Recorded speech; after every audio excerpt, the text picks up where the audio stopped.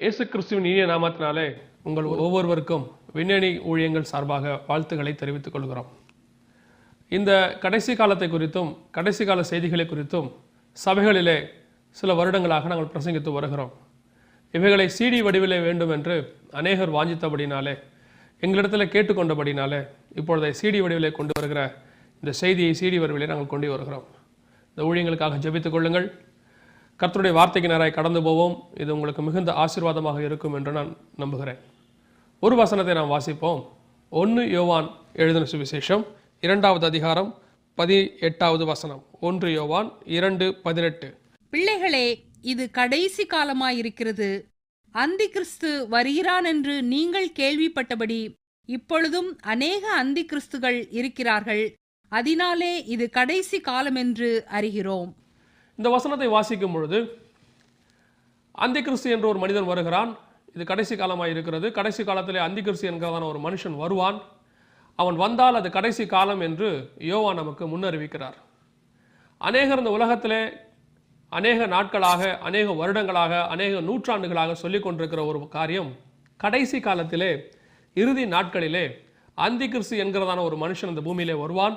அவன் இந்த உலகத்தின் கடைசி சர்வாதிகாரியாக இருப்பான். கடைசி காலத்திலே அவன் வந்து இந்த பூமியை 7 ஆண்டு காலம் ஆட்சி செய்வான். அப்பொழுது இந்த உலகமானது மிகுந்த உபத்திரவத்துக்குள்ளாய் கடந்து போகும், மிகுந்த பிரச்சனைக்குள்ளாய் கடந்து போகும். அந்த காலத்திலே உலக மக்கள் அனைவரும் மிகுந்த உபத்திரவத்தை அனுபவிப்பார்கள் என்று வேதவசனம் நமக்கு முன்னறிவிக்கிறது. அப்படி என்று சொன்னால், இந்த அந்தி கிறிஸ்து வருகிறதான காலத்தை குறித்து வேதம் நமக்கு பல முன்னடையாளங்களை அறிவித்திருக்கிறது. தீர்க்க தரிசனமாக யோவான் பல காரியங்களை நமக்கு சொல்லியிருக்கிறார். அது மாத்திரமல்ல, இயேசு கிறிஸ்து தாமே தம்முடைய வாய் திறந்து மத்திய எழுதின சுவிசேஷத்திலே 24வது அதிகாரத்திலே அவர் பல காரியங்களை நமக்கு சொல்லியிருக்கிறார். அப்படி இருக்கும் பொழுது இந்த அந்தி கிறிஸ்து எப்பொழுது வருவான், இந்த அந்தி கிறிஸ்து யார் என்கிறதான கேள்வி அநேக நாட்களாக அநேக பரிசுத்தவான்கள் இருதயத்திலே கேட்கப்பட்டு கொண்டே இருந்தது. அது மாத்திரமல்ல, அநேக விசுவாசிகளுக்கும் இந்த அந்தி கிறிஸ்துவை தெரிந்து கொள்ள மிகுந்த ஆவலாய் இருந்தார்கள். இப்பொழுது ஆண்டவர் யோவானுக்கு சொன்ன பிரகாரமாய் இது கடைசி காலமாய் இருக்கிறது, அந்தி கிறிஸ்து வருகிறான் என்று சொல்லியிருக்கிறபடினாலே இந்த அந்தி கிறிஸ்துவை குறித்து நாம் படிக்க போகிறோம். இந்த அந்தி கிறிஸ்து யார், அவன் எங்கிருந்து வருவான், இந்த கடைசி சர்வாதிகாரி எந்த இடத்திலிருந்து வருவான் என்று நாம் படிக்க போகிறோம். இந்த அந்தி கிறிஸ்துவை குறித்து படிக்கிறதுக்கு முன்பதாக, இது அந்தி கிறிஸ்துவை குறித்தான வேத பாடம் அல்ல. அந்தி கிறிஸ்து வருவதற்கு முன்பதாக இயேசு கிறிஸ்து இந்த பூமியிலே வந்து தம்முடைய ஜனங்களை தம்மோடு கூட சேர்த்து கொள்ளுவார் என்று வேத வசனம் 2 தெசலோனிக்கேயர் புஸ்தகம் 2வது அதிகாரத்திலே சொல்லப்பட்டிருக்கிறது. ஆனபடினாலே இந்த அந்தி கிறிஸ்து வருவதை தெரிந்து கொள்வது ஏன் முக்கியம் என்று சொன்னால், அதற்கு முன்பதாக இயேசு கிறிஸ்து இந்த பூமியிலே வரப்போகிறார். வந்து தம்முடைய ஜனங்களை தம்மோடு கூட சேர்த்து கொண்டு அவர் எடுத்துக்கொண்டு பரலோக ராஜ்யத்துக்கு கடந்து போவார் என்று 1 தெசலோனிக்கேயர் 4வது அதிகாரம் 16-17 வசனங்கள் நமக்கு அறிவிக்கிறது. சரி, இந்த அந்தி கிறிஸ்து யார், அவன் எங்கே இருந்து வரப்போகிறான்? இந்த அந்தி கிறிஸ்து வரப்போகிற கடைசி சர்வாதிகாரியை குறித்து பார்ப்பதற்கு முன்பதாக, ஏற்கனவே இவன் முன்னொரு முறை இந்த பூமியிலே வந்ததாகவும், அவன் இந்த பூமியிலே வந்திருந்து ஆட்சி செய்ததாகவும், ஆட்சி செய்து அவன் பாதாளத்துக்கு சென்றதாகவும், மீண்டும் பாதாளத்திலிருந்து ஏறி வந்து நாசமடைய போவதாகவும் வேத வசனம் நமக்கு அறிவிக்கிறது. இதை குறித்து நாம் பார்க்க வேண்டும் என்று சொன்னால், வெளிப்படுத்தின விசேஷம் 17வது அதிகாரத்திலே நாம் வாசிக்கும் பொழுது 8வது வசனம், 17வது அதிகாரம் 8வது வசனம், நீ கண்ட மிருகம் முன்னே இருந்தது, இப்பொழுது இல்லை. அது பாதாளத்திலிருந்து ஏறி வந்து நாசமடைய போகிறது.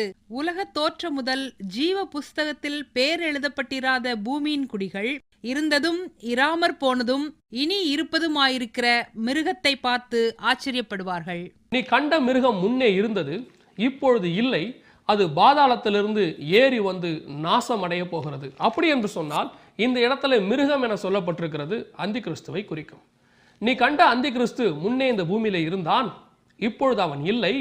இனிமேல் அவன் பாதாளத்திலிருந்து ஏறி வந்து நாசமடைய போகிறான் என்று யோவானுக்கு ஆண்டவர் வெளிப்படுத்துகிறார். வெளிப்படுத்தும் போது பத்மு தீவிலே இதை யோவானுக்கு சொல்லும் பொழுது அது கிபி 90ஆம் ஆண்டு என்று வேத வல்லுநர்கள் சொல்லுகிறார்கள். கிபி 90லே அந்தி கிறிஸ்து இந்த பூமியிலே இல்லை. அந்தி கிறிஸ்து அதற்கு முன்பதாக இந்த பூமியிலே இருந்திருக்கிறான். அப்பொழுது கிபி 90லே அவன் இந்த பூமியிலே இல்லை. மீண்டுமாய் அவன் கடந்து இந்த பூமிக்கு வரப்போகிறான் என்று வேத வசனம் நமக்கு சொல்லுகிறது.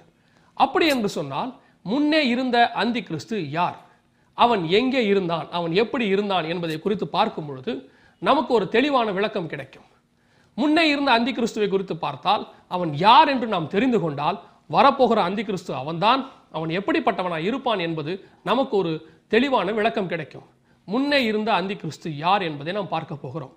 தானியேல் தீர்க்க தரிசன புஸ்தகம் 8வது அதிகாரம் 9வது வசனம்.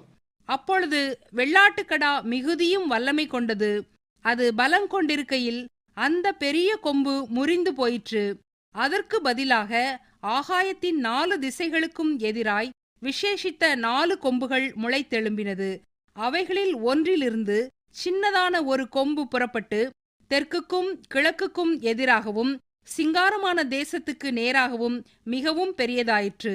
அப்படி என்று சொன்னால் இந்த 4 கொம்புகள் யார், அவைகள் ஒன்றிலிருந்து வந்ததான சின்ன கொம்பு என்ன என்பதை குறித்து நாம் பார்க்கும் பொழுது இந்த சின்ன கொம்பு என்பது அந்தி கிறிஸ்துவை குறிக்கிறது. இந்த ஏன் என்று சொன்னால் மீண்டுமாய் ஒரு விசை 7வது அதிகாரம் 8வது வசனம் தானியேல் தீர்க்க தரிசன புஸ்தகத்தில் பார்க்கும் பொழுது, அந்த கொம்புகளை நான் கவனித்திருக்கையில் இதோ அவைகளுக்கு இடையே வேறொரு சின்ன கொம்பு எழும்பிற்று. அதற்கு முன்பாக முந்தின கொம்புகளில் 3 பிடுங்கப்பட்டது. இதோ அந்த கொம்பிலே மனுஷ கண்களுக்கு ஒப்பான கண்களும் பெருமையானவைகளை பேசும் வாயும் இருந்தது. அப்படி என்று சொன்னால் இது வரப்போகிறதான அந்தி கிறிஸ்துவை குறிக்கும். போன அந்தி கிறிஸ்து கிரேக்க சாம்ராஜ்யத்தின் நடுவிலிருந்து 4 கொம்புகள் நடுவிலிருந்து வந்ததாக நமக்கு அறிவிக்கிறார். அப்படி என்று சொன்னால் சரித்திரத்தை கொஞ்சம் பின்னோக்கி நாம் பார்க்கும் பொழுது போன அந்தி கிறிஸ்துவை குறித்து தெரிந்து கொள்வதற்கு நமக்கு அது ஏதுவாய் இருக்கும். போன அந்தி கிறிஸ்து யார்? அந்த வெள்ளாட்டுக்கடா 8வது அதிகாரம் 8வது வசனம் தானியேல் தீர்க்க தரிசன புஸ்தகத்தில், அப்பொழுது வெள்ளாட்டுக்கடா மிகுதியும் வல்லமை கொண்டது. இந்த இடத்தில் வெள்ளாட்டுக்கடா என்பது அலெக்சாண்டரை குறிக்கும். அது ஒரு கொம்புள்ள வெள்ளாட்டுக்கடா என சொல்லப்பட்டிருக்கிறது. இந்த ஒரு கொம்புள்ள வெள்ளாட்டுக்கடா என்பது அலெக்சாண்டரை குறிக்கும். ஏன் என்று சொன்னால் அவன்தான் கிரேக்க தேசத்தின் முதலாவது ராஜா.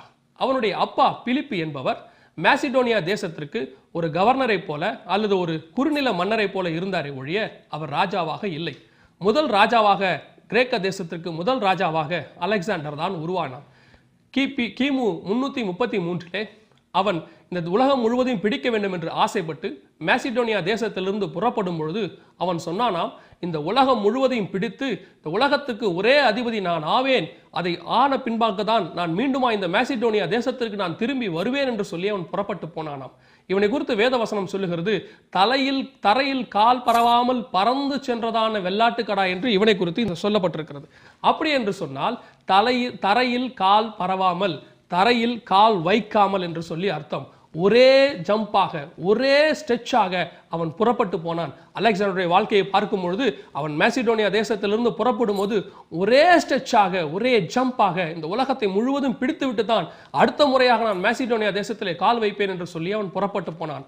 ஆனால் அவன் மீண்டுமாய் பாபிலோன் தேசத்துக்கு திரும்புகிற வழியிலே அவன் நோய்வாய் கண்டு இறந்து போனான் என்று பார்க்கிறோம்.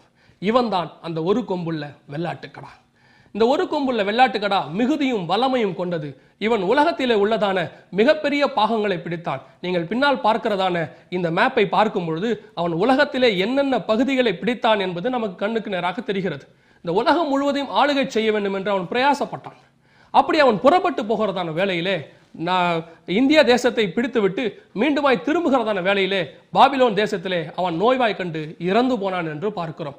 அப்படி இறந்தபோது அவன் சொன்னானாம், நீங்கள் என்னை புதைக்கப் போகிறீர்கள், இப்பொழுது என்னுடைய இந்த ராஜ்யபாரமானது என்னுடைய சந்ததிக்கு போகக்கூடாது, என்னுடைய பிள்ளைக்கு போகக்கூடாது, நான் ஒரு வீரனாக மரிக்கிறேன், என்னுடைய இந்த ராஜ்யமானது மீண்டுமாய் 4 வீரர்களுக்கு தான் கொடுக்கப்பட வேண்டும், வீரர்களுக்கு தான் இது பிரித்து கொடுக்கப்பட வேண்டுமே ஒழிய ஒருபோதும் இது என்னுடைய சந்ததிக்கு போகக்கூடாது என்று அவன் சொன்னானாம். இதை குறித்து பார்க்கும் பொழுது வேதவசனம் நமக்கு தெளிவாக சொல்லுகிறது, இந்த வெள்ளாட்டு கடாவனுடைய இந்த ராஜ்யபாரமானது மீண்டுமாய் பிரிக்கப்பட்டது.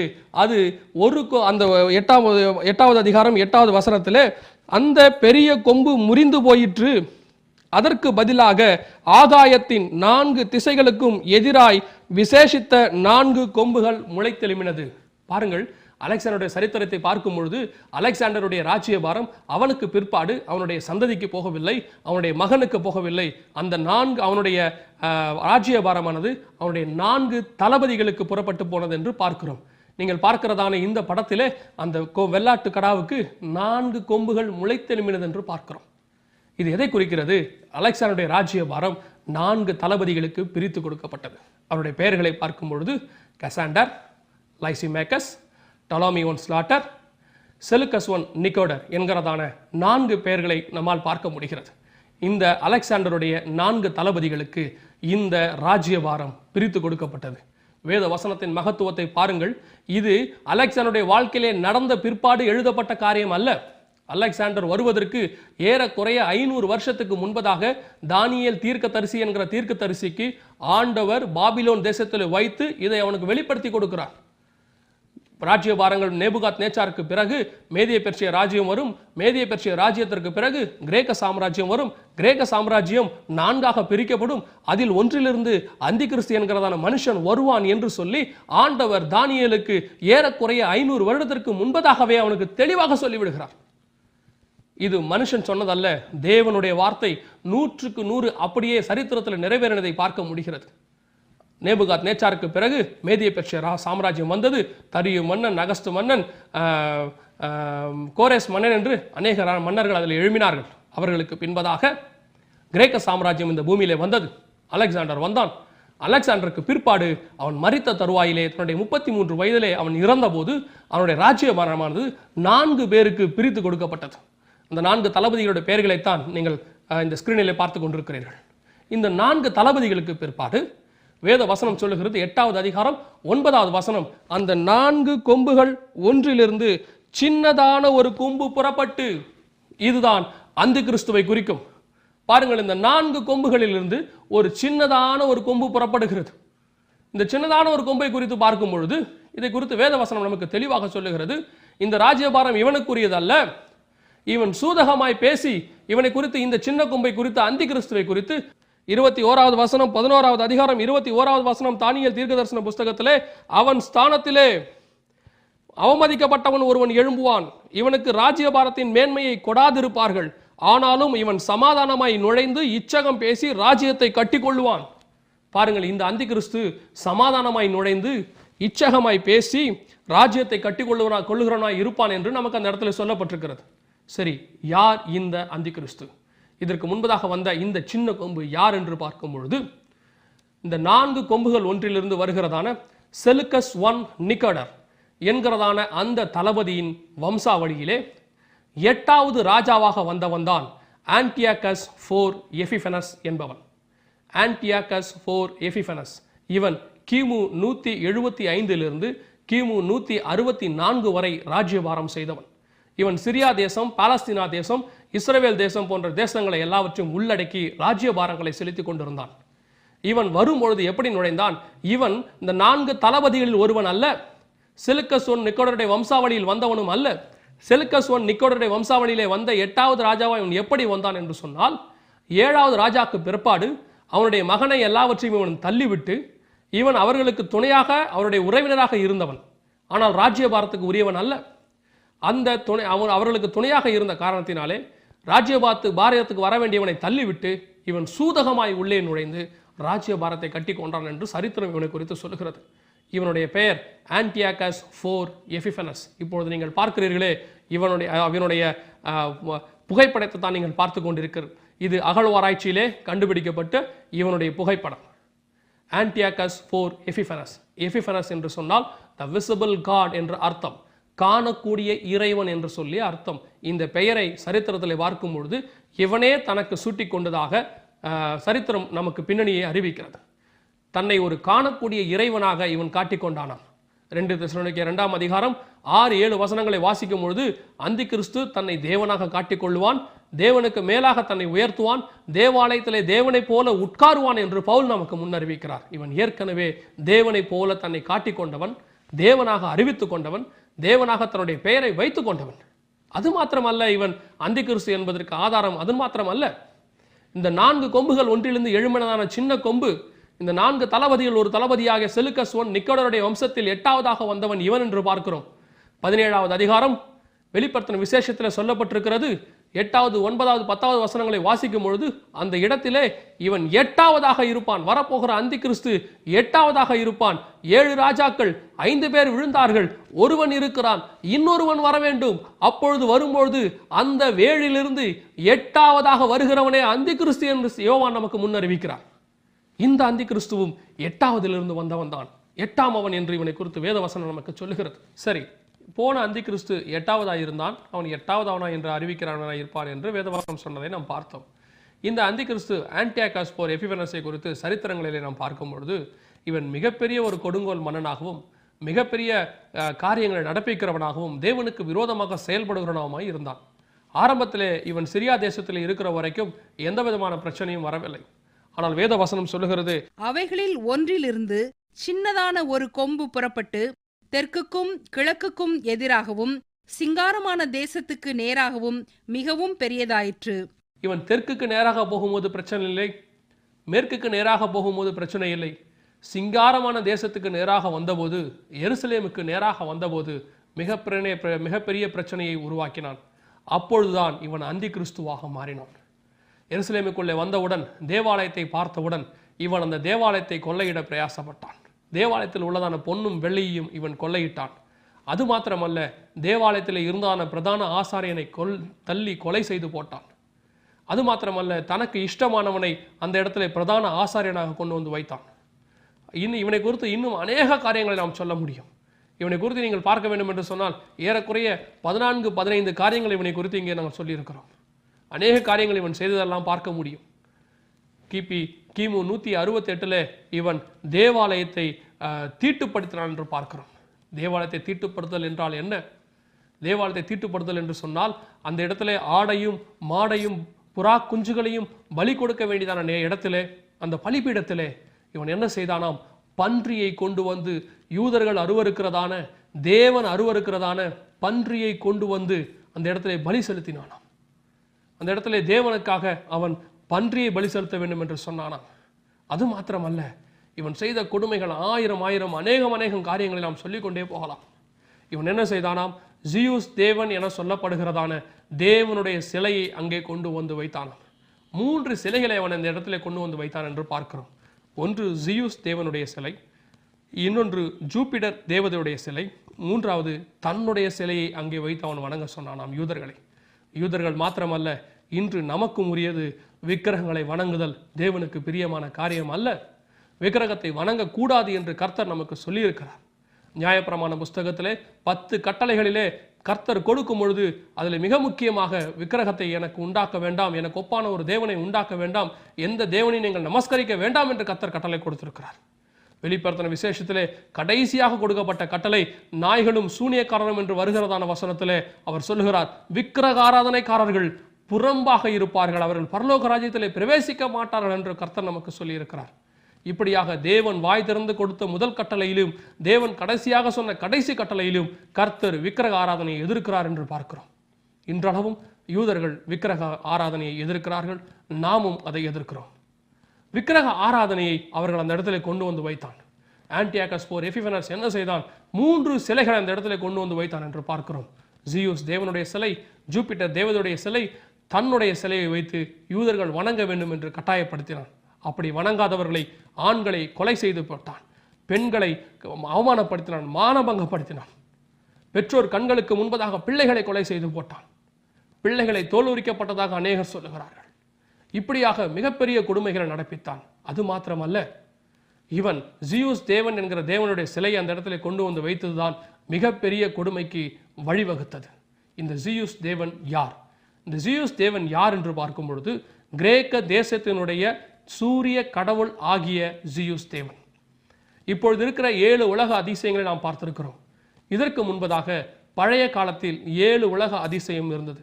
அதில் ஒன்றுதான் ஒலிம்பியான் சிலை என சொல்லப்படுகிற இந்த ஜியூஸ் தேவனுடைய சிலை. அது 2 நதிகளுக்கு நடுவில் கட்டப்பட்டதான ஒரு சிலை. அது மிகப்பெரிய சிலையாக இருந்து உலக அதிசயத்தில் ஒன்றாக கருதப்பட்டது. அந்த ஜியூஸ் தேவனுடைய சிலையை கொண்டு போய்த்தான் இவன் தேவாலயத்தில் வைத்து இந்த தேவனைத்தான் நீங்கள் வழிபட வேண்டும் என்று வைத்தான். இந்த ஜியூஸ் தேவன் கிரேக்கர்களை பொறுத்தவரை சூரியனுடைய கடவுள், சூரிய கடவுள். சூரியனுக்கு இவர்தான் சூரியன் என்று சொல்லி அவர்கள் வணங்குவார்கள். ஞாயிற்றுக்கிழமை அவருடைய ஆராதனை நாளாக இருந்தது. சனிக்கிழமை இருந்த யூதருடைய ஆராதனை நாளை இவன் ஞாயிற்றுக்கிழமைக்கு மாற்றினான்.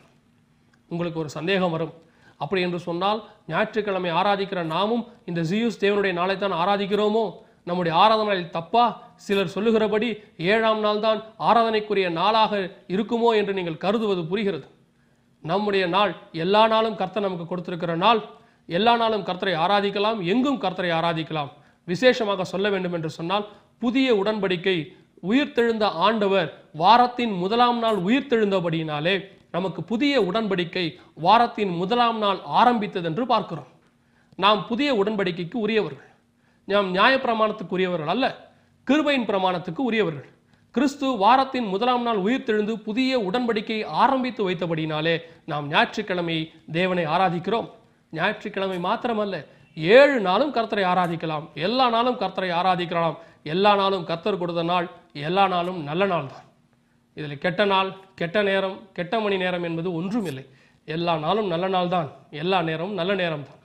சரி, இந்த ஞாயிற்றுக்கிழமை ஆராதனையை இவன் கொண்டு வந்தானோ, கொண்டு வந்து யூதர்கள் யாரும் ஓய்வு நாளை அனுசரிக்க கூடாது, ஓய்வு நாளாக ஞாயிற்றுக்கிழமை தான் அனுசரிக்க வேண்டும் என்று சொல்லி இவன் செய்தான். இது மாத்திரமல்ல, எருசலேம் தேவாலயத்தை கடைசியிலே இவன் தீட்டுப்படுத்தினான். எருசலேம் தேவாலயத்தை எரித்தான், இடித்தான், பல காரியங்களை இவன் நடப்பித்தான். எருசலேம் நகரம் எங்கும் இரத்த வெள்ளம் ஓடினதாக சரித்திர ஆராய்ச்சியாளர்கள் சொல்லுகிறார்கள். எருசலேமின் வீடுகள் எல்லாம் தீக்கிரையாக்கப்பட்டன, கொளுத்தப்பட்டன, ஜனங்கள் எல்லாம் கொலை செய்யப்பட்டார்கள். இப்படியாக இந்த ஆன்டியோகஸ் ஓர் எபிஃபனஸ் ஒரு மாபெரும் அந்தி கிறிஸ்துவின் வேலையை நடப்பித்து முடித்தான். இவன்தான் 4 கொம்புகள் நடுவிலிருந்து வந்ததான சின்ன கொம்பு. இவனை குறித்து 11ஆம் அதிகாரம் முழுவதும் தானியேல் தீர்க்கதரிசன புஸ்தகத்திலே தெளிவாக சொல்லப்பட்டிருக்கிறது. ஒரு மனிதனை குறித்து இவ்வளவு தெளிவாக வேத வசனம் வேறு யாருக்கும் விளக்கத்தை கொடுத்ததில்லை. இவனுடைய சரித்திரத்தை குறித்து வேத வசனம் தெளிவாக சொல்லுகிறது. அப்படியாக இந்த ஆன்டியோகஸ் ஓர் எபிஃபனஸ் மகா பெரிய சங்காரம் ஒன்றை எருசலேம் வீதிகளிலே நடப்பித்து முடித்தான். எருசலேம் தேவாலயத்திலே நடப்பித்து முடித்தான். எருசலேம் யூதர்களுக்கு எதிராக அவன் நடப்பித்து முடித்தான் என்று பார்க்கிறோம். இவனை குறித்துதான் 8ஆம் அதிகாரம் 9ஆம் வசனம் தானியேல் தீர்க்கதரிசன புஸ்தகம் சொல்லுகிறது. 4 கொம்புகள் ஒன்றிலிருந்து வந்ததான சின்ன கொம்பு. இன்னும் இவனை குறித்து அநேக காரியங்களை சொல்லிக்கொண்டே போக முடியும். ஆனால் நாம் வரப்போகிற அந்தி கிறிஸ்துவை குறித்து படிக்க விரும்புகிறோம். பாருங்கள், இப்பொழுது நீங்கள் பார்த்து கொண்டிருக்கிறதான இந்த காயின் அவன் உருவாக்கினதான ஒரு காயின், அவனுடைய காலகட்டத்திலே போடப்பட்டதான ஒரு காயின். இதே மாதிரி இந்த ஜீயஸ் தேவனுக்கு இவன் நிறைய பீடங்களை உண்டாக்கி இருக்கிறான், பலிபீடங்களை உண்டாக்கி இருக்கிறான். அது மாத்திரமல்ல, இவன் இந்த ஜீயஸ் தேவனைத்தான் யூதருடைய தேவன் என்று சொல்லி அங்கீகரிக்க வேண்டும் என்று சுற்றறிக்கை அனுப்பினானாம். இப்படியாக இவனை குறித்து அநேக காரியங்கள் சொல்லப்பட்டிருக்கிறது. இன்னும் ஒரு விஷயத்தை இவனை குறித்து நாம் பார்க்கலாம். இவனை குறித்து தள்ளுபடியாகும் என சொல்லப்படுகிறதான மக்கபேயர் புஸ்தகத்தில் 1 மக்கபேயர் புஸ்தகம் 1ஆவது அதிகாரத்திலிருந்து 6ஆவது அதிகாரம் வரைக்கும் இந்த ஆன்டியோகஸ் ஓர் எபிஃபனஸனுடைய வாழ்க்கை சரித்திரம் தீர்க்க தரிசனமாக அல்ல, சரித்திரமாக கொடுக்கப்பட்டிருக்கிறது. நடந்ததை அவன் காலத்திலிருந்து ஒரு மக்கபேயர் என்கிற காலத்தில் எழுதப்பட்டிருக்கிறது. இவன் எப்படி தீர்க்க தரிசனமாக முன்னறிவிக்கப்பட்டதோ அப்படியே அந்த எருசலேமுக்குள்ள நுழைந்து தீங்குகளை நடப்பித்தான் என்று பார்க்கிறோம். இந்த ஆன்டியோகஸ் ஓர் எபிஃபனஸ் உலகம் முழுவதற்கும் ஒரே மொழி, ஒரே கலாச்சாரம், ஒரே கடவுள் இருக்க வேண்டும் என்று ஒரு உத்தரவை போட்டான் என்று 1ஆவது அதிகாரத்தில் 59ஆவது வசனத்தில் நாம் வாசிக்கிறோம் 1 மக்கபேயர் புஸ்தகத்தில். இதைத்தான் இப்பொழுது ஒன் வேர்ல்ட் ஆர்டர் என்று புதிதாக இப்பொழுது உருவாக்கி இருக்கிறார்கள். மீண்டுமாய் அந்தி கிறிஸ்து வருவதற்கு உலகம் ஆயத்தமாகி கொண்டிருக்கிறது என்பதற்கு இது மிகப்பெரிய ஒரு ஆதாரம். மீண்டுமாய் இந்த அந்தி கிறிஸ்து உலகத்திலே வரப்போகிறான். இந்த அந்தி கிறிஸ்து யார்? போன அந்தி கிறிஸ்துவின் பெயர் ஆன்டியோகஸ் ஓர் எபிஃபனஸ் என்று பார்த்தோம். இப்பொழுது மீண்டுமாய் இவனேத்தான் இந்த பூமியிலே வரப்போகிறான். இப்படி சொன்னவுடன் அநேகருக்கு ஒரு சந்தேகம் வரும். எபிரேயர் புஸ்தகத்தில் வாசிக்கிறோம், ஒரே தரம் மரிப்பதும் பின்னர் நியாய தீர்ப்படைவதும் மனுஷருக்கு நியமிக்கப்பட்டிருக்கிறபடியே. அப்படி என்று சொன்னால் இவன் ஏற்கனவே மரித்து போய்விட்டானே, இவன் எப்படி மீண்டுமாய் இந்த பூமிக்கு வருவான் என்று சொல்லி அநேகர் சந்தேகப்படலாம். நான் உங்களுக்கு வேதத்திலிருந்து ஒரு உதாரணத்தை சொல்லுகிறேன்.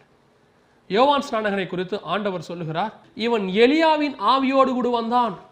இவன் எப்படி எலியாவின் ஆவியோடு கூட யோவான் ஸ்நானகன் இந்த பூமியிலே வந்தானோ, அதை போலவே இந்த ஆன்டியோகஸ் ஓர் எபிஃபனஸ் என்கிற ஆவியோடு கூட இந்த அந்தி கிறிஸ்து வரப்போகிற அந்தி கிறிஸ்து வரப்போகிறான். ஏனென்று சொன்னால் வெளிப்படுத்தின விசேஷம் 17ஆவது அதிகாரம் நமக்கு இதைத்தான் காட்டுகிறது. 8, 9, 10 வசனங்களை வாசிக்கும் பொழுது இருந்ததும் இராததும் வரப்போகிறதும் ஆகிய மிருகமே. அப்படி என்று சொன்னால் இருந்தவன் இப்பொழுது இல்லை, கிபி 90 அவன் இல்லை. இனிமேல் வரப்போகிறவன் எப்பொழுது வருவான்?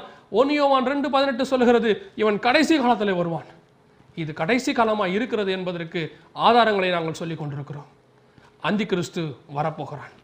சரி, இந்த ஆன்டியாகஸ் ஓர் எபிஃபனஸ் என்பவனுடைய ஆவியோடு கூட ஒரு அந்தி கிறிஸ்து வரப்போகிறான். இவன் எங்கிருந்து வரப்போகிறான், இவன் யார் என்று சொல்லி பார்க்கும் பொழுது ஒரு சில காரியங்களை வேதத்தின் வெளிச்சத்தோடு கூட நாம் பார்க்க போகிறோம். இப்பொழுது நான் சொல்லக்கூடிய காரியங்கள் எதுவும் கற்பனையோ கட்டுக்கதையோ அல்ல.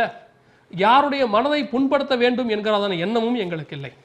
ஆனால் வேத வசனம் சொல்லுகிறதை உள்ளதை உள்ளபடி சத்தியத்தை அறிவிக்காவிட்டால் எனக்கு ஐயோ என்று சொல்லப்பட்டிருக்கிறது. ஆனபடினாலே உண்மையை நாங்கள் அறிவிக்க பிரயாசப்படுகிறோம். இப்பொழுது இந்த அந்தி கிறிஸ்து எங்கிருந்து வரப்போகிற இந்த அந்தி கிறிஸ்து எங்கிருந்து வரப்போகிறான்? 17வது அதிகாரம் வெளிப்படுத்தின விசேஷத்திலே வாசிக்கும் பொழுது அந்த அதிகாரம் முழுவதும் அந்தி கிறிஸ்துவை குறித்து, வரப்போகிற அந்தி கிறிஸ்துவை குறித்து தெளிவாக சொல்லி இருக்கிறது. சிலர் எண்ணுகிறபடி வெளிப்படுத்தின விசேஷம் 13வது அதிகாரமும் வெளிப்படுத்தின விசேஷம் 17வது அதிகாரத்தில் சொல்லப்பட்ட 2 மிருகமும் ஒரே மிருகம்தான். இது 2 குறித்தும் வெவ்வேறு தரிசனம் சொல்லப்பட்டிருக்கிறது என்று அநேகர் போதிக்கிறார்கள். அது உண்மை இல்லை. ஏன் என்று சொன்னால் 17வது அதிகாரம் மிருகம் சமுத்திரத்திலிருந்து ஏறி வருவதாக 13:1-2 வசனங்களில் வாசிக்கிறோம். ஆனால் 17வது அதிகாரத்திலே கண்ட மிருகம் பாதாளத்திலிருந்து ஏறி வந்து நாசமடைய போகிறது என்று சொல்லி 8வது வசனம் சொல்லுகிறது. 17வது அதிகாரம் மிருகம் சிவப்பு நிறம் உள்ளதாக இருந்தது என்று வேதவசனம் சொல்லுகிறது. ஆனால் 13வது அதிகாரம் மிருகத்திற்கும் 17வது அதிகாரம் மிருகத்திற்கும் உள்ள ஒரே ஒத்துமை 10 கொம்புகள், 7 தலைகளும் 10 கொம்புகளும். இது 2 தான் அதற்கு உள்ள ஒரே ஒத்துமை. மற்றபடி வேறெந்த ஒத்துமையும் இதற்கு இல்லை.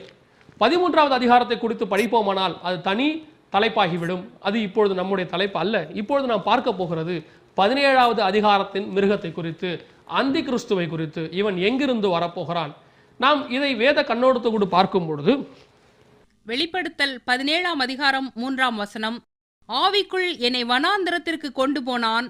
அப்பொழுது 7 தலைகளையும் 10 கொம்புகளையும் உடையதும் தூஷணமான நாமங்களால் நிறைந்ததுமான சிவப்பு நிறமுள்ள மிருகத்தின் மேல் ஒரு ஸ்திரீ ஏறி இருக்க கண்டேன். அப்படி என்று சொன்னால் 7 தலைகள் உள்ளதான மிருகத்தின் மேலே இந்த ஸ்திரீ உட்கார்ந்திருக்கிறாள். 7 தலைகள் என்றால் என்ன என்று பார்க்கும் பொழுது 9வது வசனம் 17வது அதிகாரம் வெளிப்படுத்தின விசேஷம் சொல்லுகிறது, ஞானமுள்ள மனம் இதிலே விளங்கும். அந்த 7 தலைகளும் அந்த ஸ்திரீ உட்கார்ந்திருந்த 7 மலைகளாம். இந்த 7 மலைகள் மேல் உட்கார்ந்திருக்கிறதான ஸ்திரீ. நீங்கள் நான் இதை சொன்னவுடன் 7 மலை மேல் இருக்கிற ஸ்திரீ என்றவுடன் உங்கள் கற்பனை வேறு இடத்திற்கு போகக்கூடாது. நான் சொல்லுகிறதை நன்றாக கவனியுங்கள். 7 மலை மேல் இருக்கிறதான ஸ்திரீ. ஸ்திரீ என்றால் சபை. ஸ்திரீ என்றால் அந்த காலத்திலே ராஜ்யபாரம் பண்ணின சபை என்று சொல்லி 17வது அதிகாரம் 18வது வசனம் சொல்லுகிறது, நீ கண்ட ஸ்திரீயானவள் பூமியின் மேல் ராஜாக்கள் மேல் ராஜ்யபாரம் பண்ணுகிற மகா நகரமாம். அப்படி என்று சொன்னால் 7 மலைகள் மேல் உட்கார்ந்திருக்கிறதான ஒரு நகரம், 7 மலைகள் மேல் அமர்ந்திருக்கிறதான ஒரு நகரம் என்று சொல்லப்பட்டிருக்கிறது. இன்றும் வேத வசனத்தை குறித்து பார்க்கும் பொழுது 7 மலைகள் மேல் உள்ள நகரம் என்று நாம் எதை பார்ப்போம் என்று சொன்னால் ரோம் நகரத்தை தான் பார்க்க முடியும். இது வசனம் சொல்லும் பொழுது கிபி 90 பூமியின் மேல் ராஜாக்கள் மேல் ராஜ்யபாரம் பண்ண மகா நகரம் எனப்படுவது ரோம் நகரம். அப்பொழுது ரோம சாம்ராஜ்யம் இந்த பூமியிலே நடந்து கொண்டிருந்தது. ரோம சாம்ராஜ்யம் ஆட்சி பீடம் பண்ணி கொண்டிருந்தது. இந்த 7 மலைகள் மேலுள்ள நகரம், 7 மலைகள் மேலுள்ள நகரம் என்பது ரோம் நகரத்தை குறிக்கிறது. பாருங்கள், இந்த 7 மலைகள் மேலுள்ள நகரத்திலிருந்து அந்த மிருகம் வருகிறது. அப்படி என்று சொன்னால் 7 மலைகள் மேலுள்ள நகரம் என்று சொன்னால் ரோம் என்று பார்த்தோம். ரோம் நகரத்திலிருந்து இந்த மிருகம், இந்த அந்தி கிறிஸ்து வருகிறது என்று வேத வசனம் மிக தெளிவாக நமக்கு சொல்லுகிறது. இது கட்டுக்கதை அல்ல, வேத வசனத்தில் கொடுக்கப்பட்டிருக்கிறதான விளக்கம். ரோம் நகரத்திலிருந்து இந்த மிருகம் வரப்போகிறது. இன்னொரு உதாரணம், இவன் ரோம் நகரத்திலிருந்து தான் வருவான் என்பதற்கு இன்னொரு உதாரணத்தை நான் உங்களுக்கு சொல்ல விரும்புகிறேன். தானியேல் தீர்க்க தரிசன புஸ்தகத்தில் 9வது அதிகாரத்தை திருப்பிக் கொள்ளுங்கள். அதில் 26வது வசனமும் 27வது வசனத்தை நாம் வாசிக்கும் பொழுது, அந்த 62 வாரங்களுக்கு பின்பு மேசியா சங்கரிக்கப்படுவார், இயேசு கிறிஸ்து சங்கரிக்கப்படுவார். ஆனாலும் தமக்காக அல்ல, அவருக்காக அல்ல, பூமியில் உள்ள சகல ஜனங்களுடைய பாவத்தை மன்னிக்கும்படி இயேசு கிறிஸ்து மரித்தார். நகரத்தையும் பரிசுத்த ஸ்தலத்தையும் வரப்போகிற பிரபுவின் ஜனங்கள் அழித்து போடுவார்கள். வரப்போகிற பிரபுவின் ஜனங்கள் நகரத்தை அழித்து போடுவார்கள் என்று சொன்னால் கிபி 70 தீத்து ராயன் என்று சொல்லப்படுகிறதான ஒரு ராயனுடைய தலைமையின் கீழ், தீத்து ராயன் என்று சொல்லப்படுகிற ஒரு ராயனுடைய தலைமையின் கீழ் ரோம படையானது எருசலேம் நகரத்துக்குள்ளே பிரவேசித்து நகரத்தையும் எருசலேம் தேவாலயத்தையும் அழித்து போட்டது என்று பார்க்கிறோம். மசாடா என சொல்லப்படுகிற கடைசி கோட்டையும் விழுந்து போனதாக ஜோசபஸ் என்கிறதான சரித்திர ஆராய்ச்சியாளர் நமக்கு அறிவிக்கிறார். ஜோசபஸ் என்பவர் ஆராய்ச்சியாளர்கள் எல்லோராலும் அங்கீகரிக்கப்பட்டதான ஒருவர். அவர் தேவ மனுஷன் அல்ல, அவர் உலக பிரகாரமான ஒரு மனிதர். அவர் உலக பிரகாரமான ஆராய்ச்சிகளை மேற்கொண்டு பல சரித்திர உண்மைகளை வெளியே கொண்டு வந்தவர். அவர் சொல்லுகிறார், மசாடா கோட்டை தான் கடைசியாக ரோமர்களால் தீத்து ராயன் தலைமையின் கீழ் உடைக்கப்பட்டதாக அவர் சொல்லுகிறார். இந்த கிபி 70 ரோமர்கள் வரப்போகிற பிரபுவின் ஜனங்கள் என்று சொன்னால், வரப்போகிற பிரபு என்பது அந்தி கிறிஸ்துவை குறிக்கும். வரப்போகிற பிரபு அந்தி கிறிஸ்துவின் ஜனங்கள் ரோமர்கள் என்று சொன்னால், ரோமர்களுடைய தலைவன் ரோமனாகத்தான் இருக்க வேண்டும். இது உலகத்திலே பார்க்கக்கூடியதான ஒரு உண்மை. அமெரிக்காவின் ஜனாதிபதிக்கு ஒரு அமெரிக்கர் தான் போட்டியிட வேண்டும் என்று அமெரிக்கர்கள் சொல்லுகிறார்கள். ரஷ்யா ஜனாதிபதியாக ஒரு ரஷ்யர் தான் போட்டியிட வேண்டும் என்று ரஷ்யர்கள் சொல்லுகிறார்கள். சில தேசங்களிலே இது மாறலாம், ஆனால் பெரும்பான்மையான தேசங்களிலே அந்த நாட்டு பிரஜை, அந்த நாட்டு சிட்டிசன் தான் தலைவராக வர வேண்டும். வரப்போகிற பிரபுவின் ஜனங்கள் ரோமர்கள் என்று சொன்னால், வரப்போகிற பிரபு ஆகிய அந்தி கிறிஸ்துவும் ஒரு ரோமனாகத்தான் இருக்க வேண்டும். இது அவன் ரோமன் என்பதற்கு இரண்டாவது ஆதாரத்தை நாம் பார்க்கிறோம். இந்த ரெண்டு ஆதாரங்களை குறித்து நாம் பார்க்கும் பொழுது, இந்த அந்தி கிறிஸ்து ஒரு ரோமனாய் இருப்பான், அவன் ரோம சாம்ராஜ்யத்திலிருந்து வருவான், 7 மலைகள் உள்ளதான நகரத்திலிருந்து அவன் புறப்பட்டு வருவான் என்று பார்க்கிறோம். சரி, இந்த அந்தி கிறிஸ்து உட்கார்ந்திருக்கிற 7 மலைகளை பாருங்கள். இதுதான் அந்த 7 மலைகளுடைய பெயர்கள். இப்பொழுதும் இந்த மலைகள் அந்தி கிறிஸ்துவுக்காக காத்து கொண்டிருக்கிறது. இதில் பார்க்கும் பொழுது இந்த ரோம் நகரத்திலிருந்து இந்த அந்தி கிறிஸ்து ராஜ்யபாரம் பண்ண வரப்போகிறான் என்று பார்க்கிறோம். அந்தி கிறிஸ்து ரோமனாய் இருப்பான் என்று நாம் பார்த்தோம். இந்த அந்தி கிறிஸ்து ரோமனாய் இருப்பான் என்று சொல்லி நாம் பார்த்து கொண்டிருக்கிற இந்த வேளையிலே, இந்த அந்தி கிறிஸ்து யாராய் இருப்பான் என்று சொல்லி அநேக யுகங்களை சொல்லுகிறார்கள். ஒரு சிலர் என்னிடத்தில் விதமாய் சொன்னார்கள், கண்டிப்பாய் அந்தி கிறிஸ்து யூதாஸ் காரியத் தான் பிரதர் என்று சொன்னார்கள். நான் ஏன் என்று சொல்லி அவரிடத்தில் விளக்கங்களை கேட்கும் பொழுது, அந்தி கிறிஸ்துவை குறித்து பவுல் 2 தெசலோனிக்கேயர் 2ஆம் அதிகாரத்தில் அவன் கேட்டின் மகன் என்று அறிவிக்கிறார். இதே காரியத்தை, இதே பெயரை யூதாஸுக்கு ஆண்டவர் வேதத்திலே சொல்லுகிறார், கேட்டின் மகனாகிய அப்படின்னு அவனை பற்றி சொல்றார். உடனே சொல்லிட்டாங்க, யூதாஸ் தான் அந்தி கிறிஸ்து, அவன் தான் பாதாளத்துக்கு போயிட்டான், திருப்பி அவன் தான் ஏறி வர போறான். இந்த ஒரு காரியத்தை வைத்து நாம் யூதாஸ் தான் அந்தி கிறிஸ்து என்று பார்க்க முடியாது. யூதாஸ் நிச்சயமாய் ஒரு ரோமன் இல்லை, முதலாவதாக. இரண்டாவதாக, அந்தி கிறிஸ்து யூதாஸா இருக்க வாய்ப்பில்லை. யூதாஸ் ஒரு யூத குலத்தைச் சேர்ந்தவன், அவன் இஸ்ரவேல் வம்சத்தை சேர்ந்தவன், ரோமர்களுக்கு எதிராக செயல்பட்டவன், அவன் ரோமர்களுக்கு கையிலிருந்து இஸ்ரவேல் ஜனங்கள் விடுதலை ஆக வேண்டும் என்று போரிட்டதான ஒரு தீவிரவாத குழுவை சேர்ந்தவன் என்று வேதவசனம் சொல்லுகிறது. அப்படிப்பட்டவன் தான் மனம் திரும்பி ஆண்டவரிடத்தில் வந்து சேர்ந்தான் என்று வேத வல்லுநர்கள் சொல்லுகிறார்கள். அப்படி என்று சொன்னால் யூதாசும் இல்லை. இரண்டாவதாக இது யாராய் இருக்கும் என்று சொல்லி பார்க்கும் பொழுது, அநேகருடைய எண்ணங்களிலே ஓடுகிறதான இன்னொருவர் ஜூலியஸ் சீசர். இவர் ரோம சாம்ராஜ்யத்தை ஸ்தாபித்தவர், உருவாக்கினவர். கிமு 164 இவர் ரோம சாம்ராஜ்யத்தை உருவாக்கினவர் என்று பார்க்கிறோம். இவராகத்தான் இருக்கும் என்று சொன்னார்கள். ஏன் என்று சொன்னால், இவர் யூதர்களுக்கு விரோதமாக அநேக காரியங்களை நடப்பித்தவர். இவர் ரோமன், நிச்சயமாக இவர்தான் என்று சொன்னார்கள். நிச்சயமாக ஜூலியஸ் சீசர் நிச்சயமாக அந்தி கிறிஸ்து இல்லை. ஏன் என்று சொன்னால், அந்தி கிறிஸ்துவுக்கு உரியதான மற்ற எந்த குணாதிசயமும் இந்த ஜூலியஸ் சீசருக்கு பொருந்தவில்லை. இந்த ஒரு ரோமன் என்கிற ஒரு காரியத்தை வைத்து மாத்திரம் அவன் அந்தி கிறிஸ்துவாய் இருப்பான் என்று நாம் சொல்லக்கூடாது. ஜூலியஸ் சீசர் இந்த உலகம் முழுவதையும் ஆட்சி பண்ண வேண்டும் என்று பிரயாசப்பட்டாலும், இவர் தன்னுடைய சிலையை வைத்து ஜனங்கள் வழிபட வேண்டும் என்கிறதான ஒரு உத்தரவை பிறப்பித்திருந்தாலும், இவர் ஏற்கனவே வந்த சின்ன கொம்பு ஆகிய 4 கொம்புகளில் ஒன்றிலிருந்து சின்ன கொம்பு வந்தான் என்று பார்க்கிறோம் அல்லவா? அந்த வசனத்துக்கு இவர் ஒத்து போகவில்லை. ஜூலியஸ் சீசர் நிச்சயமாக அந்தி கிறிஸ்து இல்லை. சரி, வேறு யாராக இருக்கும் என்று பார்க்கும் பொழுது ஒரு சிலர் சொல்லுகிறார்கள் நீரோ மன்னனாய் இருப்பான். ஏன் என்று சொன்னால், சரித்திரத்தில் பார்க்கும் பொழுது கிறிஸ்தவர்களை அதிகமாக கொடுமைப்படுத்தினவன் இந்த நீரோ மன்னன். நீரோ மன்னனை குறித்து ஒரு பழமொழி கூட உண்டு. ரோம் நகரம் பற்றி எரியும் பொழுது அவன் பிடில் வாசித்துக் கொண்டிருந்தான் என்று சொல்லுவார்கள். இந்த நீரோ மன்னன் அப்படிப்பட்டதான ஒரு மனிதன், ஒரு மன்னன். இவன் என்ன செய்வானாம், இவன் நடந்து போகிற பாதைகளிலே வெளிச்சம் உண்டாக்க வேண்டும் என்பதற்காக அடிமைகளாக பிடிக்கப்பட்டதான கிறிஸ்தவர்களை, ரட்சிக்கப்பட்டவர்களை அடிமைகளாக அங்கே இருப்பார்கள். இயேசு கிறிஸ்துவை ஏற்றுக்கொண்டது நிமித்தம் அவர்கள் சிறைவாசம் அனுபவித்துக் கொண்டிருப்பார்கள். அப்படிப்பட்டவர்களை இவன் போகிறதான வழிகளிலே இருக்கிற மரங்களிலே கட்டி வைத்து அவர்களை எரிய விடுவானான். அந்த வெளிச்சத்தில் நடப்பது தனக்கு ரொம்ப பிடிக்கும் என்று நீரோ மன்னன் எழுதி வைத்திருக்கிறான். இப்படிப்பட்ட கொடுமையை இவன் நடப்பித்தவன் என்று பார்க்கிறோம். ஆனால் மற்ற எந்த குணாதிசயமும் அந்தி கிறிஸ்துவுக்கும் இவனுக்கும் பொருந்தவில்லை. ஆனபடினாலே நீரோ மன்னனும் கிடையாது. கடைசியாக எல்லோரும் சேர்ந்து ஒரு முடிவை கட்டி ஒருத்தன் தலையிலே அந்த பங்கை தூக்கி வைத்தார்கள். அது யார் என்று பார்க்கும் பொழுது அடால்ஃப் ஹிட்லர். கடைசியாக ஜெர்மனி தேசத்தில் வந்ததான ஒரு சர்வாதிகாரி. இவரை குறித்து அவர்கள் சொல்லுகிறார்கள், இவர்தான் நிச்சயமாக அந்தி கிறிஸ்துவாய் வருவார். ஏன் என்று சொன்னால் ஏறக்குறைய 60 லட்சம் யூதர்களை இவர் கொன்று குவித்திருக்கிறார். யூதர்கள் என்றால் இவருக்கு ஆகாது. யூதர்களை அந்த கான்சன்ட்ரேஷன் கேம்ப் என சொல்லப்படுகிறதான ஒரு கேம்புக்குள்ளே போட்டு சித்திரவை செய்து கொலை செய்திருக்கிறார். யூதர்களை இவர் செய்த கொடுமைகளுக்கு அளவே கிடையாது. அதனால் நிச்சயமா இவர்தான் என்று சொல்லுகிறார்கள். யூதர்களை கொடுமைப்படுத்தினவர்கள் எல்லாம் அந்தி கிறிஸ்து என்று சொன்னால், உலகத்திலே வந்த எல்லா சர்வாதிகாரிகளும் 90% பேர் யூதர்களை கொடுமைப்படுத்தி இருக்கிறார்கள். ஆண்டவர் அவர்களை உலகம் எங்கும் சிதற பண்ணினார். அப்போது அவர்கள் எல்லா மன்னர்களாலும் அவர்கள் கொடுமைப்படுத்தப்பட்டார்கள். ரஷ்யாவிலே சர்வாதிகாரியாகிய ஸ்டாலின் கரத்திலே அவர்கள் கொடுமைப்படுத்தப்பட்டார்கள். நேபுகாத் நேச்சார் கரத்திலே அவர்கள் கொடுமைப்படுத்தப்பட்டார்கள். சனகரிப் கரத்திலே அவர்கள் கொடுமைப்படுத்தப்பட்டார்கள். எந்தெந்த சாம்ராஜ்யம் பூமியிலே வந்ததோ எல்லா சாம்ராஜ்யத்தின் கையிலும் அவர்கள் கொடுமைப்படுத்தப்பட்டார்கள். இது ஒரு காரியத்தை வைத்து அவன்தான் அந்தி கிறிஸ்துவாய் இருப்பான் என்று நம்மால் சொல்ல முடியாது. ஏனென்று சொன்னால் ஹிட்லர் ஒரு ஆரிய வம்சத்தை சேர்ந்தவர். ஆரியத்தை இந்த உலகம் முழுவதும் பரவ வேண்டும் என்று ஸ்வஸ்திக் என சொல்லப்படுகிறதான அந்த சிம்பலை, நாசி இயக்கத்தை உலகம் முழுவதும் கொண்டு வந்தவர். அவர் யூதர்களை பிடிக்காமல் போனதற்கு அதுதான் காரணம். ஆனால் அவர்கள் கிறிஸ்தவரை விரும்பினார். ஆனால் வரப்போகிற அந்தி கிறிஸ்து யூதர்களை மாத்திரமல்ல, கிறிஸ்தவர்களையும் அதிகமாக கொடுமைப்படுத்துவான்.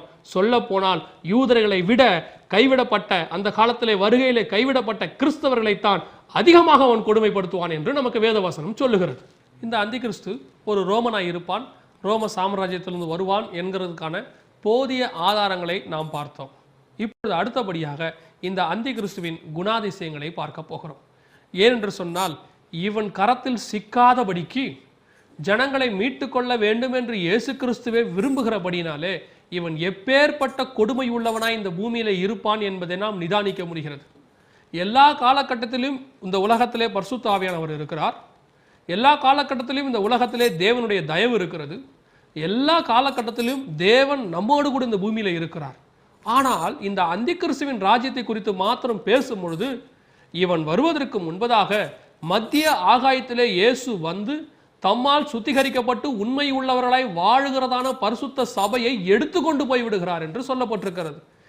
ஏன் என்று சொன்னால், இந்த உலகத்திலே அந்தி கிறிஸ்துவின் ஆட்சி தொடங்கிவிட்டால் நல்லவர்கள், ஒருபொழுதும் தேவனை ஏற்றுக்கொண்டவர்கள், தேவனுக்கு உண்மையாய் இருக்கிறவர்கள் யாரும் அவன் கரத்திலே இந்த உலகத்திலே வாழ முடியாத சூழ்நிலை உருவாகி விடும் என்பதற்காக தம்மால் உண்மை உள்ளவர்களாக கருதப்படுகிற எல்லாரையும் இயேசு கிறிஸ்து தம்மோடு கூட எடுத்து செல்லுகிறார். ஒரு உதாரணத்தை சொல்ல வேண்டும் என்று சொன்னால், நோவாவின் பிரளயத்தை குறித்து நாம் வேதத்திலே படித்திருக்கிறோம். நோவாவின் வெள்ள பிரளயத்தை குறித்து நாம் வேதத்திலே படித்திருக்கிறோம். அதை பார்க்கும் பொழுது இந்த பூமியிலே எவ்வளவோ பாவம் பெருகி கொண்டே இருந்தது. ஆண்டவர் அவர்கள் மத்தியிலிருந்து அவர்களுக்கு போதித்துக் கொண்டே இருந்தார். பாவத்தை செய்யக்கூடாது, உண்மையாக இருக்க வேண்டும், பரிசுத்தம் உள்ளவர்களாக இருக்கின்ற எவ்வளவோ காரியத்தை ஆதாம் தொடங்கி நோவா வரைக்கும் சொல்லிக்கொண்டே இருந்தார். ஆனால் ஜலப்பிரளயம் வந்தபோது ஒரு பேழையை உண்டு பண்ணி அதற்குள்ளாக நோவாவை அனுப்பிவிட்டு இந்த முழு உலகத்தையும் அழித்து போட்டார் என்று நாம் பார்க்கிறோம்.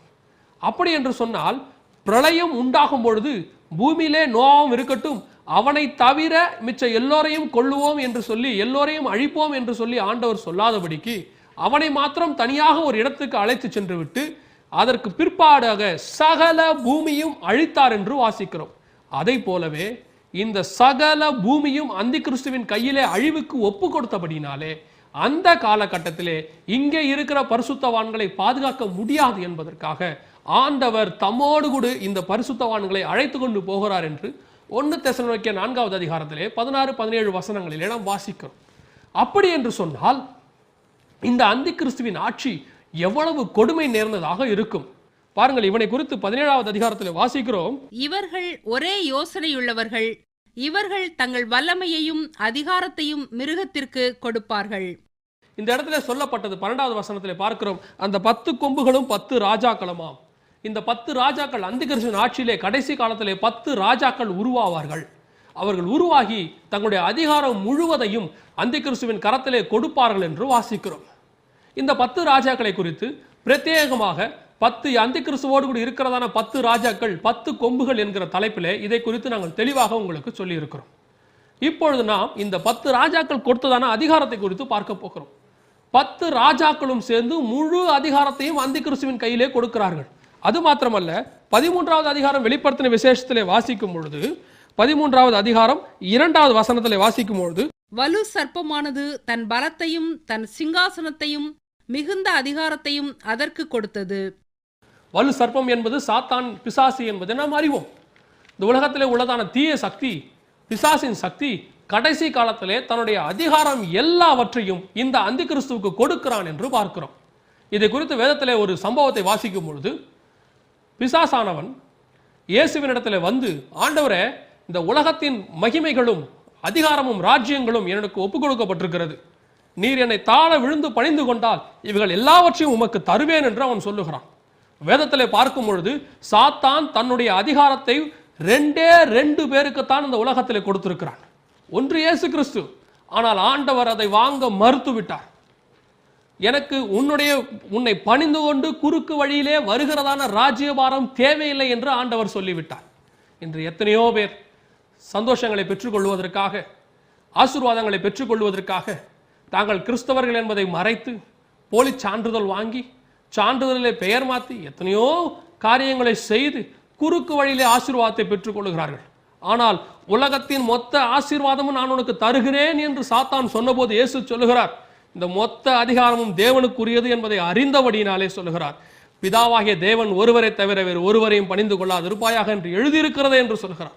அவரை பணிந்து கொண்டால் சகலமும் எனக்கு கொடுக்கப்படும் என்பதற்கு ஆண்டவர் அவனுக்கு கொடுத்திருக்கிறதான பதில்.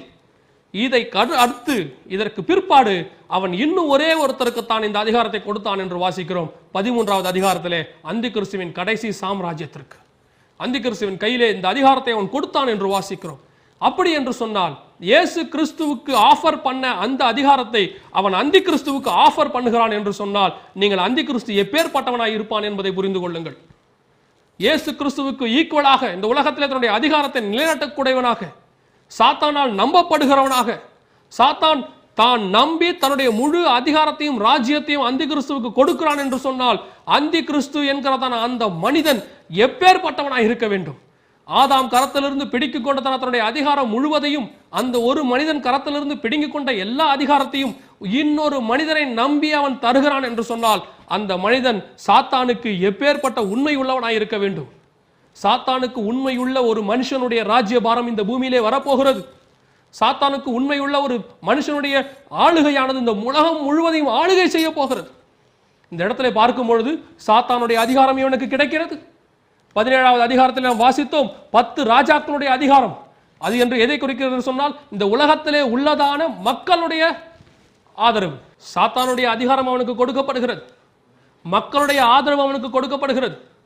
அது மாத்திரம் அல்ல, இந்த உலகத்தின் உள்ள சகல மகிமையும் அவன் கரத்தில் கொண்டு போய் கொடுக்கப்படுகிறது.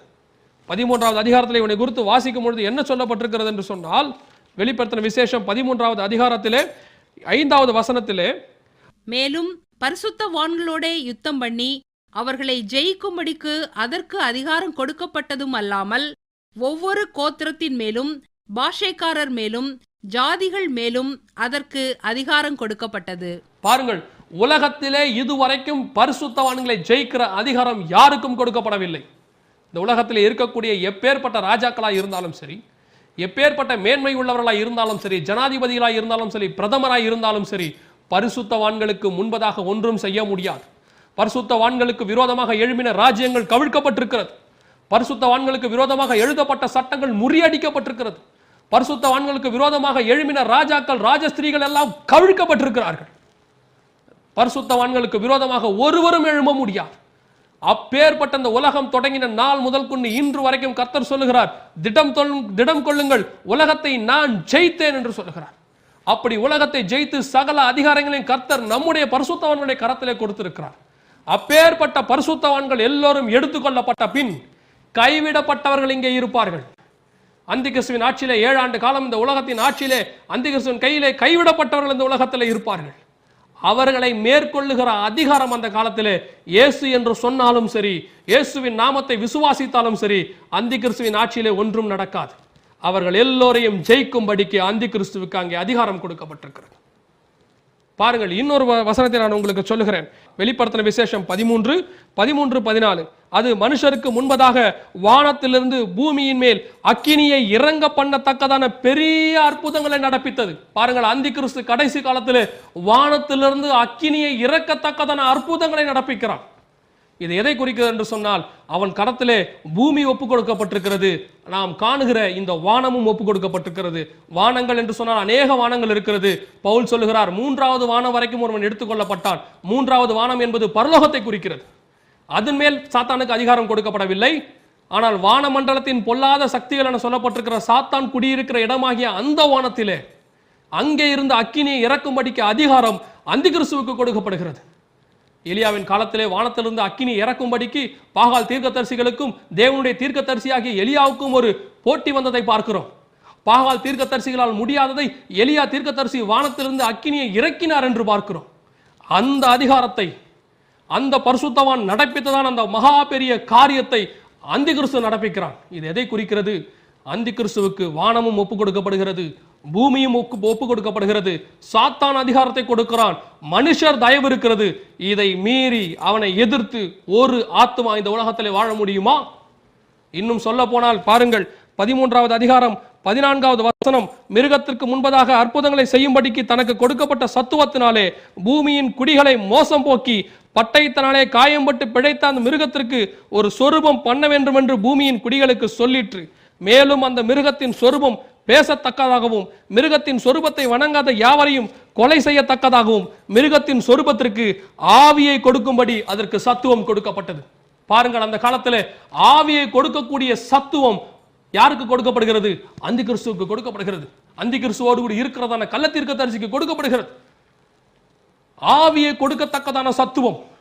இது எதை குறிக்கிறது? இந்த காலத்தில் நீங்கள் பார்க்கிறீர்கள், மனுஷன் உருவாக்க முயற்சி செய்து கொண்டிருக்கிறான். குளோனிங் மெத்தட் என்கிற முறையிலே மனுஷன் உருவாக்கி கொண்டிருக்கிறான். இதை காட்டிலும் மேலாக சொரூபத்திற்கு ஆவியை கொடுக்க இந்த காலத்தில் பாருங்கள், ரோபோக்கள் பேச வைக்கிறார்கள், ரோபோக்களை பாட வைக்கிறார்கள், ரோபோக்களை நடக்க வைக்கிறார்கள். கடைசியாக ரோபோக்கள் நாம் சொல்வதை புரிந்து கொண்டு பதில் சொல்ல வைத்திருக்கிறார்கள். நீங்கள் நினைக்கிறீர்களா, ரோபோக்கள் என்று சொன்னால் உடனே ஜப்பான்ல இருக்கிற ஏதோ ரோபோ, சைனால இருக்கிற ஒரு ரோபோ? இல்லைங்க. ஏடிஎம் மிஷினுக்கு முன்னாடி போய் நிற்கிறீங்களா?